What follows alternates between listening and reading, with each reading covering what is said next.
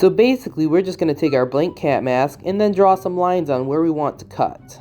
For this particular mask, we are going to be removing the ears, as axolotls do not have ears, they only have the gills.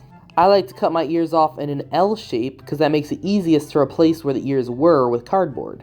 Once you've cut off the ears, you can just throw them away, or you could save them for a future project. Then, we're going to cut 2 small squares of cardboard. This is going to replace where the ears were. I highly recommend bending the cardboard along the ridges to give it a more curved shape.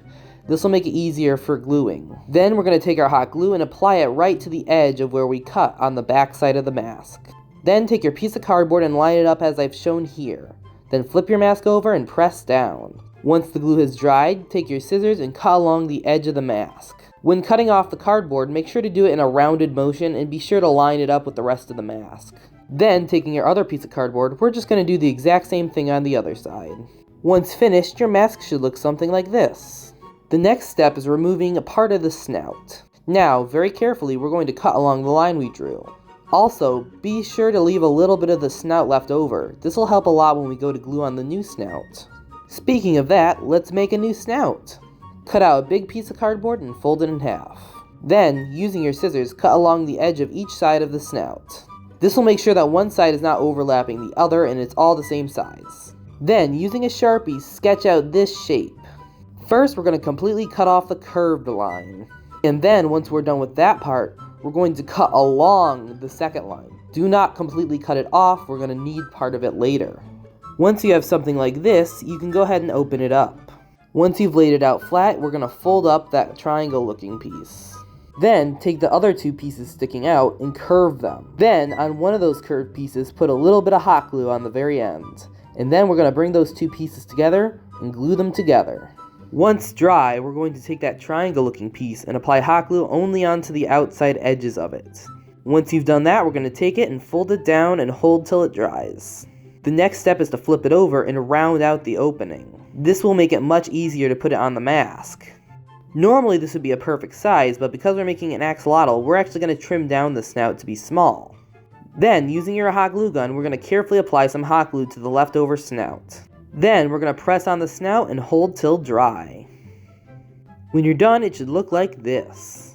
Then, taking a large piece of cardboard that's been folded in half, we're going to line it up to the mask. Then we're going to draw around the mask to use as a template for where we should put the gills. Right now we're just sketching out the base of the gills. Later we're going to add fur to them to make them look more fluffy. Once you're done drawing them, we're going to cut them out, making sure to get the curve of the cardboard on there too, so they'll fit properly. Just to be sure, make sure you have 6 gills, 3 for each side. Then we're going to apply some glue to the bottom of the gills. And then we're going to stick them on exactly where we lined up the cardboard to draw them. If you've done it correctly, they should fit perfectly. If they don't fit exactly how you want them to, don't be afraid to cut them down. Just make sure to do both of them so they both look identical. This can be a little tricky, so feel free to take your time. And once you finish that up, you have your base. Now, for this next step, you're going to need an extra large piece of felt to cover all the gills. If you don't have an extra large piece of felt, you can use multiple pieces of felt, but it may not look as smooth. To start the felting process, apply some glue to the top of the snout and nothing else. Then, very carefully fold down the fabric and push and smooth down. Then, we're going to fold up the fabric and put hot glue on the side of the muzzle. Then, we're going to stretch the fabric and pull it down over the hot glue. Be sure to smooth it out with your fingers, we don't want any wrinkles. Then, we're going to flip the mask over and do the exact same thing on the other side.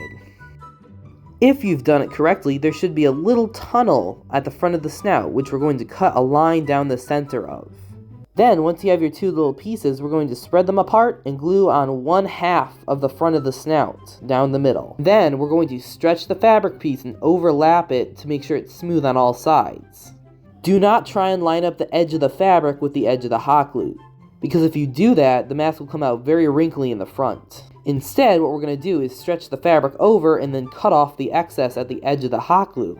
This will make an even line that we can line up the other side of the fabric with. Once you've done that, we're going to take the other half of the fabric and do the exact same thing as we did on the other side. This time, once we cut, we're going to squeeze the fabric pieces together to make it one big piece. When you're done, you should have a seam down the middle and it should look like this. Now here comes the tricky part. We have to felt the rest of the mask. Then we're going to apply some hot glue on the nose bridge, stopping at the top of the eyes. Then we're really going to stretch that fabric and smooth it down. It's very important that you smooth out those wrinkles quickly because once that hot glue dries, it's very hard to start this process over. Then we're going to glue the cheeks. Starting on one side, apply hot glue to the cheeks, but not the gills. We're going to do those later. Once again, we're going to stretch that fabric over and smooth out with your fingers. You may want to do the cheeks in 2 segments if you're a beginner because the hot glue will dry very fast. Once you've done that, you're going to flip the fabric back and apply hot glue to the first 2 gills, but not the top one. And then we're going to press down and smooth the fabric as usual. Then we're going to flip over our mask and do the exact same thing on the other side. Next, we're going to flip the fabric back.